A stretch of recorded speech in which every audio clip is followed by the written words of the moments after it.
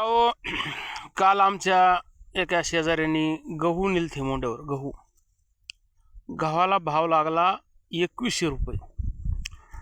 2014 पासून मी सांगतो तुम्हाला, मला कुणावर टीका अजिबात करायची नाही, पण 2014 पासून एक खट्या 10-26-26चे भाव 1000 रुपयाचे किती झाले? 2600-2700 रुपये.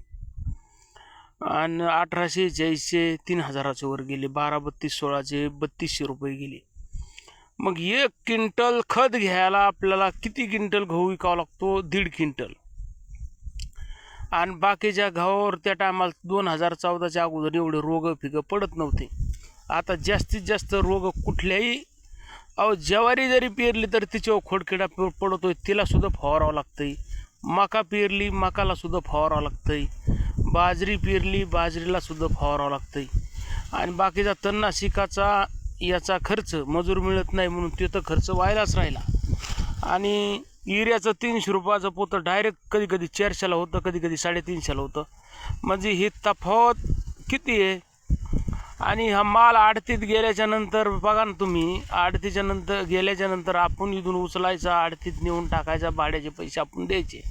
तिथं गेल्याच्या नंतर नुसतं डोळ्याने बघत राहायचं. आपल्या भाव किती वाढवतो? समजा 2000, 2001, 2004 घ्या, 2005, 2006 असा 1-1 रुपया आणि 10-15 व्यापारी असते. तर किती असते? तर 10-15 व्यापारी. मग व्यापारी किती भाव वाढते? ते 1-1 रुपयानी. पण आपण जर युरियाचं पोत आणा गेलो तर खपकीने 350, 400, 50 आणि 100 आणि भाव वाढा. आणि खताचं तर तुम्हाला सांगतो, नंतर त्याचं रॅक लागावं किंवा ब्लॅकमध्ये इकायच्या बाऱ्या येतात ह्या लोकांच्या, त्या टायमाला तर काही बी भाव किती.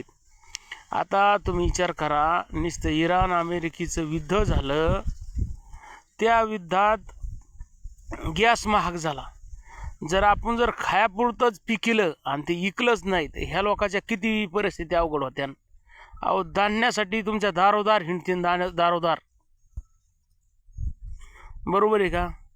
फक्त आपण काय करायला पाहिजे, जेवढं खायला लागतं ना तेवढंच 1 वर्ष पिका. 6 महिने बंद ठेवायला लाल गहू खायची बारी नाही आली तर तिथून पुढं आणि आपला गहू 4000 इकन. पण काय आहे, आपण संघटित नाहीत.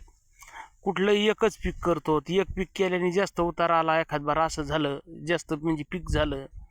योगायोगाने मोसममध्ये चांगलं पीक आलं ह्या वर्षी गव्हाचं, पण त्या गव्हाच्या भावाचं काय झालं, असा भाव पडला. त्याच्याकरता संघटित राहायला पाहिजे. संघटित जर राहिलात आणि एकदा जर आपल्याला खायापुरतंच पिकलं आणि वर्षभर धान्यच नाही इकलं तर निम्मी जनता खायला मिळणार नाही. खायला बघा तुम्ही, इतकी परिस्थिती अवघड होईल.